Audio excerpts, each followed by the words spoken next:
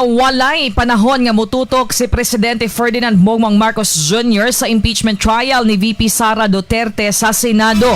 Sumala pa ni Palace Press Officer Claire Castro, daghang trabaho o kinahanglang atimano ng presidente. Maong dili kini usik-usika ng iyang oras sa paglantaw lamang sa trial. Subay niini nagtuong Malacañang nga angay at tubangon ni Vice President Duterte ang impeachment trial kung buot niining tubagon og hinluan ang iyang pangalan sa mga pasangil batok kaniya. Ato paminaw si Attorney Claire Castro.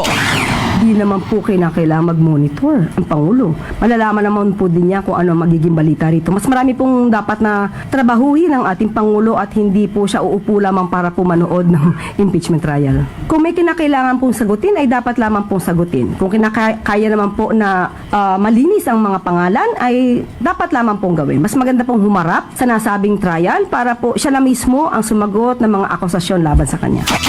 Samtang wala usab ng hilabot ang ehekutibo sa sugyot nga bag-uhon ang ihap sa boto nga kinahanglan alang sa conviction. Matod pa ni Castro, Senado ang dunay gahom aron magbuot sa mga balaod sa impeachment trial.